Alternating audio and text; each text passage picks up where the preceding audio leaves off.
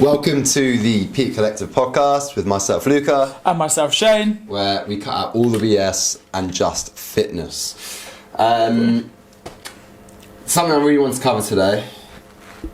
I'm sure as a coach, you get this asked all the time is, what's the perfect split? What's the perfect program?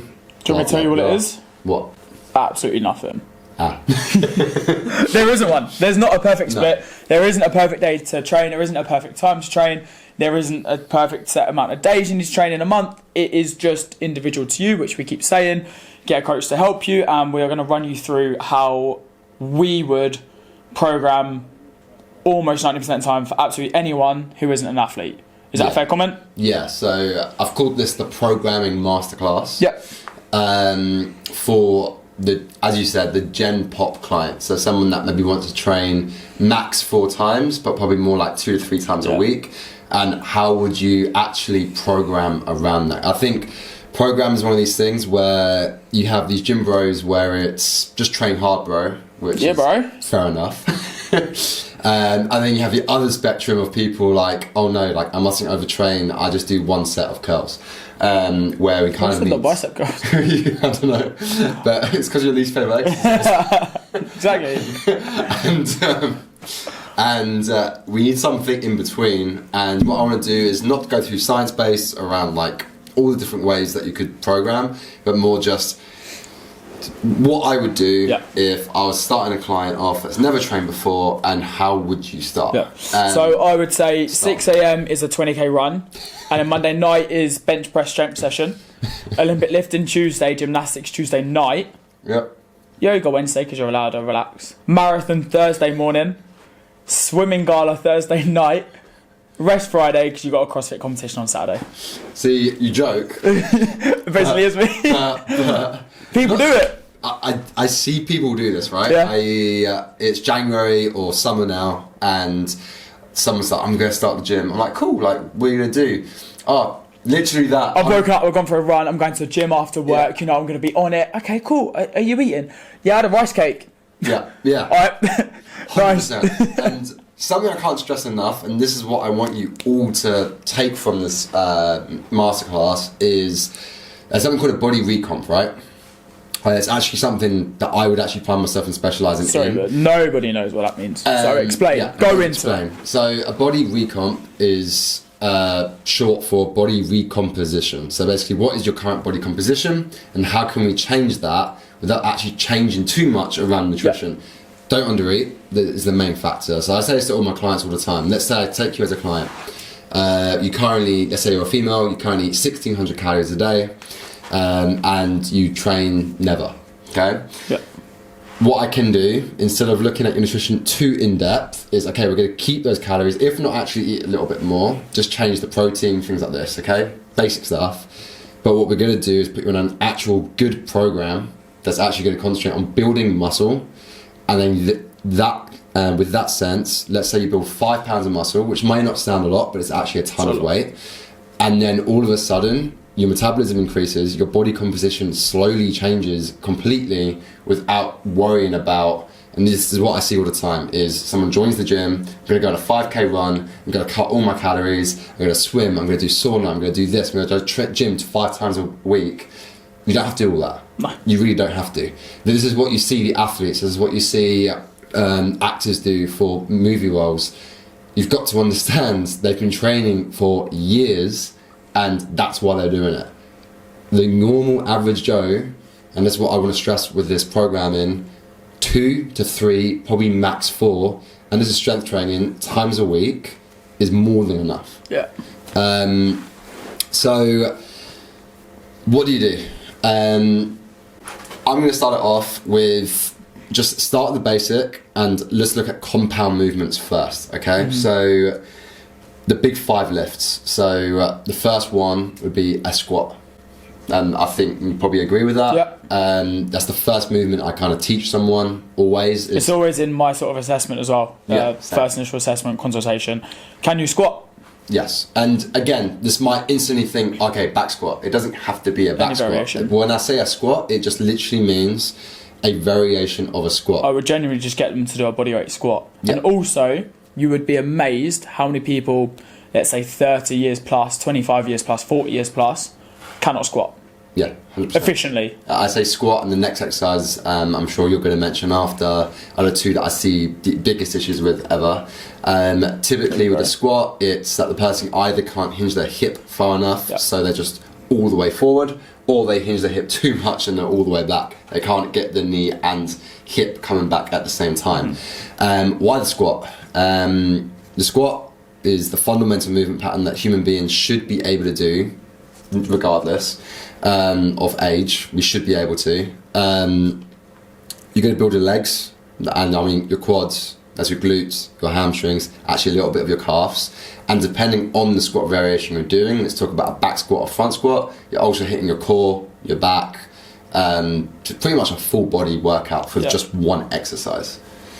And this is, no matter what program I'm doing, the number one exercise I put on one of the days right at the beginning is a variation of a squat, and let's probably say 3 sets, typically of anywhere from 6 to 12 reps, depending on that client. I will hand on heart say that every single one of my clients at somewhere in their plan has had a squat, and probably has it once a week. Yeah, some variation. And when I say variation, it could be a hack squat, it can be a leg press. It could be cross hack, it could be literally any form of hip hinge to get your ass lower than your knees. Yeah, anything that is a squat variation. Yeah. Simple. What would you say is the second?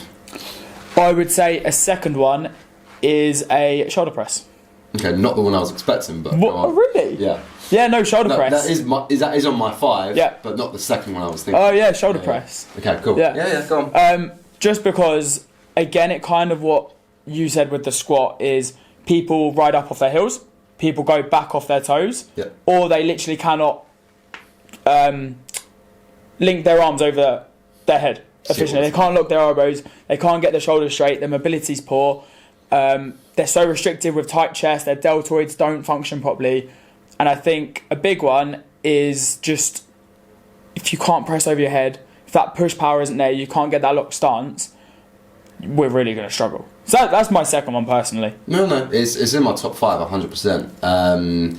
Shoulder press, again, I would say any variation, right? Yeah. So, again, similar to you, I do a mobility test at the beginning with all my clients, and I actually get them to do an overhead just position to see if they can go overhead. What I was going to say is, overhead squat is also in my assessment. Yeah. I'm not going to ask you to Olympic lift and start doing overhead squats, but can you keep your arms up, core tight, and then sink? Because normally 9 times out of 10 your core will collapse or your glutes misfire, which bring your shoulders forwards, which means all of them are imbalanced. I'm exactly the same. Yeah. And we don't work together as well, by the way. This is like completely separate, but we've got the same assessment, so we must be doing something right. Yeah, I think an overhead squat is one of the best assessments. Yeah. Because you're not only testing about how a person squats, again, like you said, we're seeing about overhead mobility, which, along with squat, and what I thought was going to be the next exercise, but I'll say that as the third one, along with that and shoulder pressing, I'd say they're the 3 biggest mobility issues I see with clients. Again, let's say a client can't get a bar overhead. This is where I'd look at more like dumbbells or machine to start off with, and regress them and then progress them to hopefully being able to do a barbell. Get a barbell, yes. But even in the assessment, I would normally use like a PVC pipe, even a resistance band, or like one of the class pump bars. Just something really light, see if you can lock it overhead. 100%. The third exercise, and this one I thought you were going to say, what did you think was going to be 2? Is a deadlift. So, I did think of that, but then I thought you don't really like deadlifts because you're hip, so I thought, maybe it's not a second. But no, so this is where it comes specificity, right? Is I don't like conventional deadlifts for me, but for every single one of my other clients, unless they've got an issue like I have, it's going to have, and again, it doesn't have to be, when I say deadlift, it doesn't have to be the conventional deadlift. No. This can be sumo, it can be my actual favourite for clients, which is the trap bar deadlift, Romanian deadlift, stiff leg deadlift, just some variation of being able to hinge your hip. I don't know about you, but at all my clients, this is the one that people have the biggest issues with. Yeah. And if you look at the biggest issues with most people, it's normally weak hamstrings, weak glutes, and a bad low back. Yeah. What's the best way to fix that? Get strong in your low back, your glutes, and your hamstrings. What fires that is a deadlift. Yeah. Yeah. And again, it can be any variation of the hip hinge, okay? You can start off, if you can't do any of those movements, it can literally be just toe touches. Just literally keep your knees soft, hinge your hips back and touch your toes. One thing I saw on a podcast a couple of weeks ago, actually, I watched is an expert that was on about mobility and recovery of your body, is if you do struggle with that hip hinge or even like, you know, really tight hamstrings, it was every day touch toes 100 times. Because you get used to hinging. Whether that's wrong or not, you might arch your lower back, cool, wicked, whatever, but there's no weight resistance, so it's fine. Touch toes 100 times, because it's a repetitive movement that gets you moving in that sort of hip hinge, because it is such it's such a unique way for people who don't gym. It's really hard, as we find out all the time.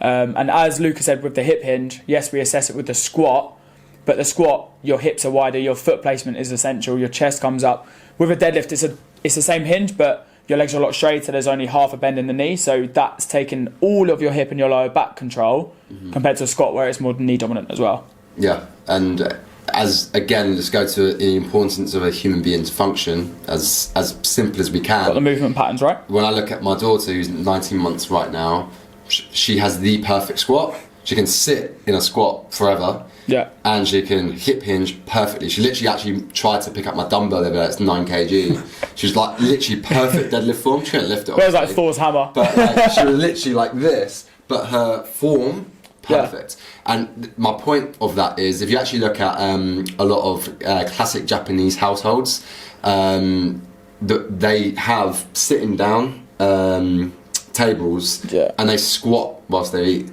Now, why is that important? Because it's a function that we should all be able to do into our 80s, 90s, 100s if we live that long. Why? Because if you keep the strength and foundation of being able to hip hinge and squat is vital. It's vital for literally just longevity. Because if you can't do these things at 30, how the hell do you expect to be able to do it at 60? You then need knee replacement, hip replacement. You're then with a walking stick in a wheelchair. You can't walk as far. Which, like you said, for longevity, what standpoint is that? You know, you can't play with your kids, the grandkids and stuff like that, because it's going to hurt. How many times you walk upstairs and people are like, oh, my back really hurts, or I've been sat down at my desk all day, my back hurts. Or, trigger it. Let's work your lower back. Let's work your hips. Let's get them moving freestyle. You know, if a 19-month-year-old can start sitting in a squat and their back stays straight, if you're 25 to 50 in the gym, you should really be working on that. You've only got to think of, and just go a little bit nerdy here, but it will help, okay, is you've got to think our whole body's run by the central nervous system, right? When it looks at flexibility, and this is actually an issue that I have, the flexibility argument, there's a difference between mobility and flexibility. Okay? I'm a standpoint of that. Just going to say, I'm really flexible. I can touch my toes without even trying, but my mobility is crap. And this is my point with this, okay? I see this all the time, right?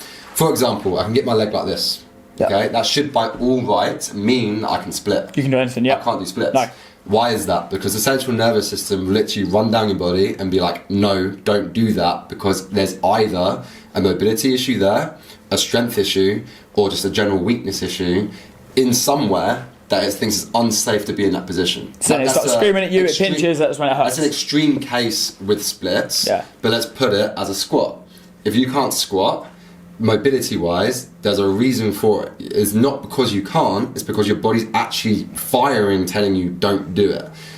That's not a good thing. No, because it says your glutes are going to start hurting or they're not strong enough to hold you, so you're saying it's like, right, to compensate, let's use your lower back, let's arch it because you're going to get lower, and then it's actually unsafe for you. But it means your glutes are safe. You've got to think, your body's an adaptation machine. That's what strength training is adapting the body, right?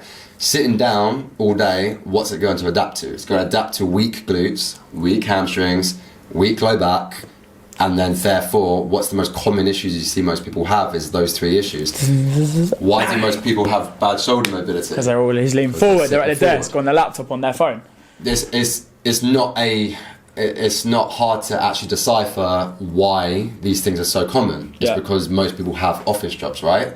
My mobility got so much better when I became a full-time PT versus when I used to work in an office job.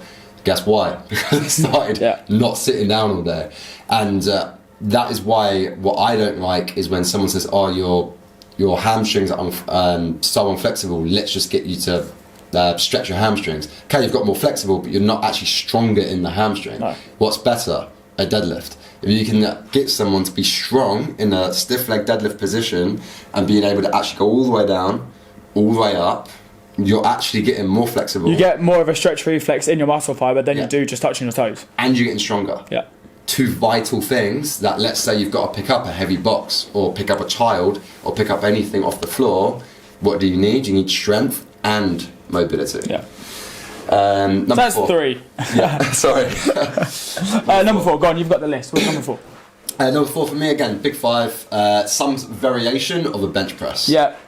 Chest press, even a press up. Yeah. A good test that I normally do. Yes, again, it's the same thing with me. A test, I do a press up, start with the toes. Can they do it on the toes? If not, on the knees. If they can't do it on the knees, God help them. But be surprised. Yeah. But my point with this is, again, everyone needs a fat chest. Yeah, and it's a vital movement. I don't care if you don't want to grow your chest, just don't do too much volume on the chest. We'll get to the volume piece hopefully soon. But why do you want to work on your chest? Pushing is a vital movement. You want to be able to push something away. Push a door open, push something out of the way, moving boxes around like you said before. The way we do these tests and the way we program for clients, especially 3-4 days a week as we call them, is your functional bodily movements, right? Push, pull, hinge, that's what we're talking about. Yep.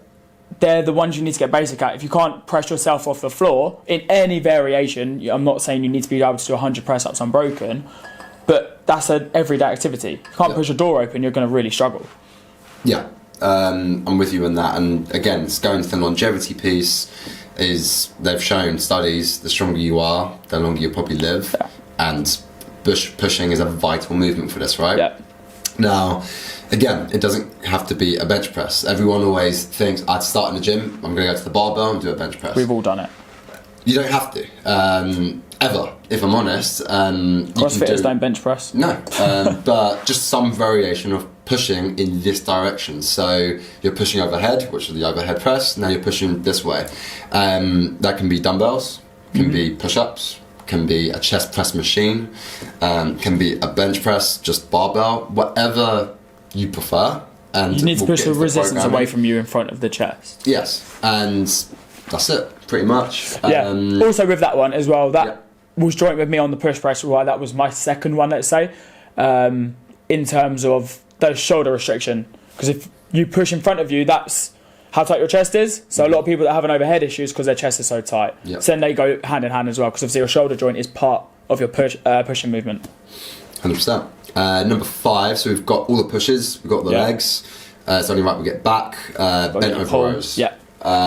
So, again, same with all the other movements, a variation of a bent over row. I do like the barbell with this for the simple fact of getting someone stable enough to be in that 90-degree position and being able to row a barbell. Which also works with the lower back, core and hip hinge. Yeah. Yes, in a pull-in movement for your bent over row. Yes, and if you notice anything, and we'll get into some other movements, but anything with these big 5 movements, what do they all have in common? They're not only hitting one body part, they're all compounds. All compound Meaning we're hitting 2 to 3 different muscle groups in one exercise. Yeah.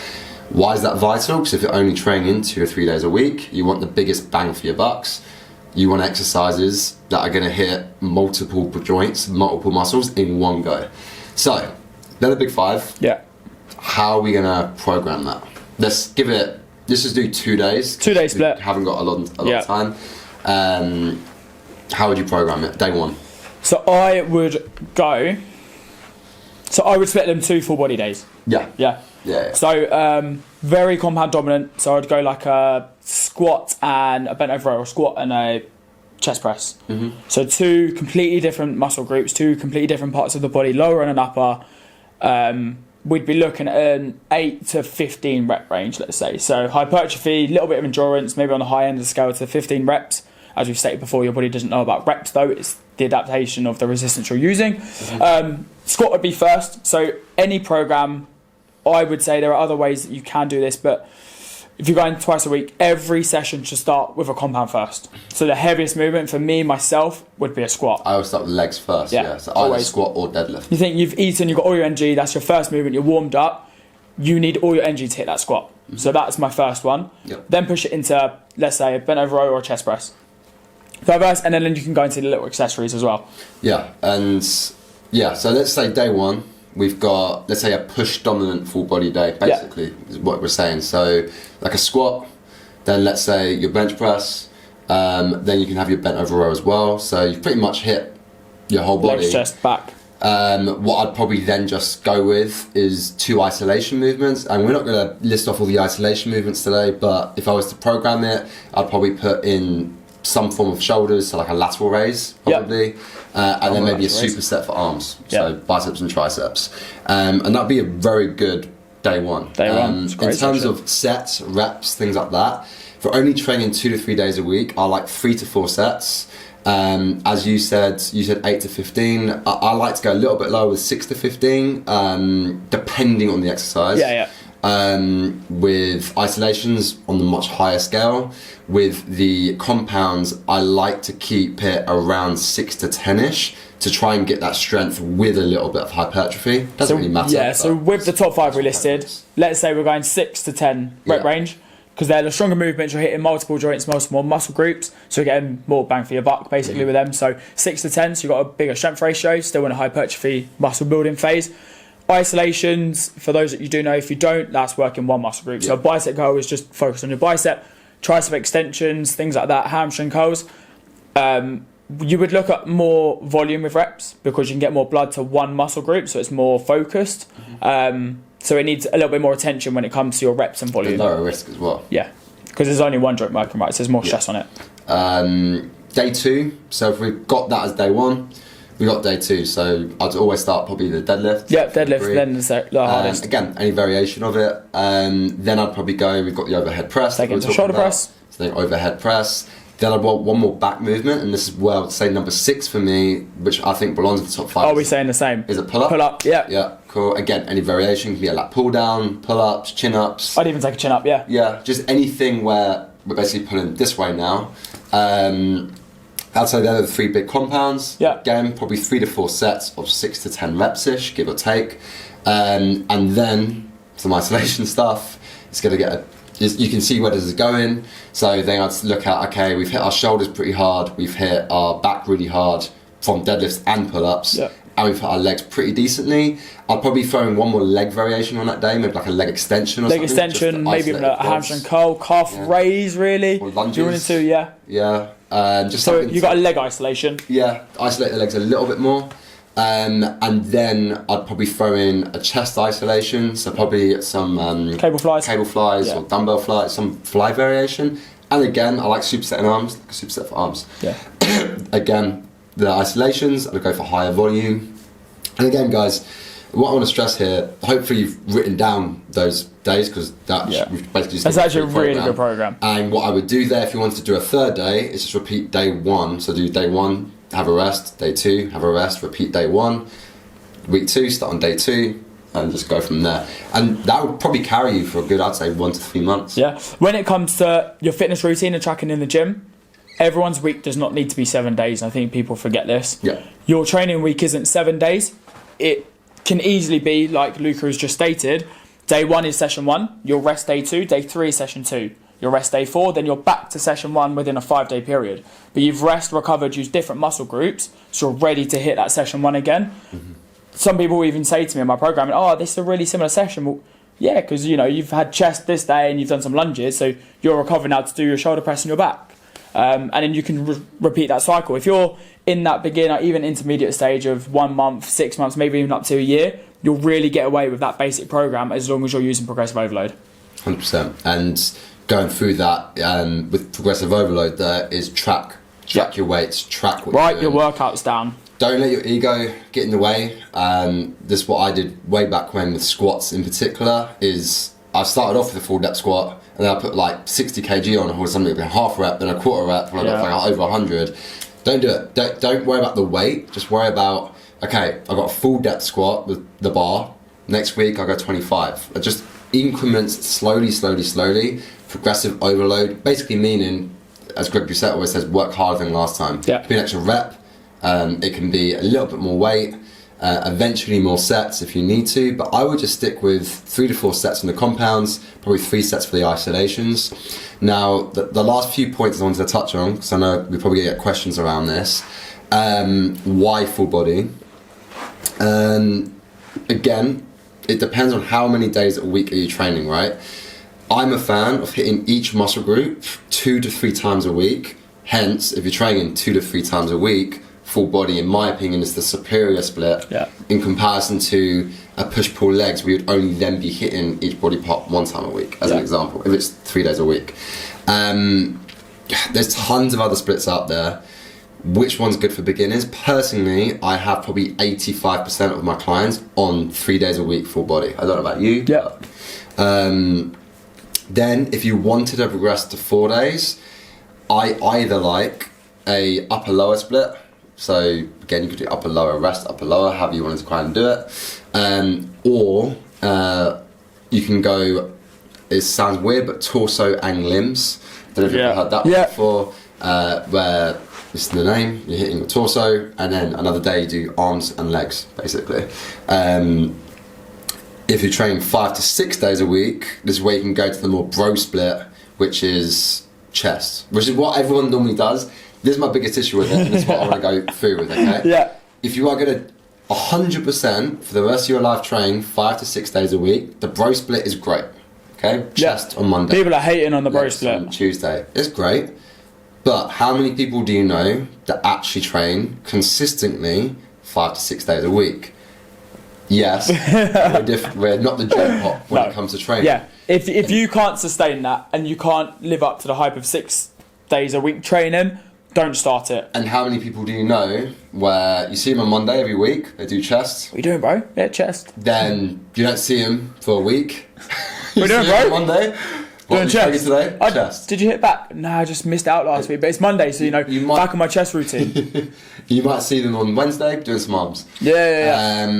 That's the issue with that split. Yeah. Is you're then going to favoritise your favourite movements, which for most guys typically is going to be your chest, back and arms, and then you're going to neglect your legs or neglect another movement you don't like. At least with the full body, you're kind of forced to do your whole body. Yeah.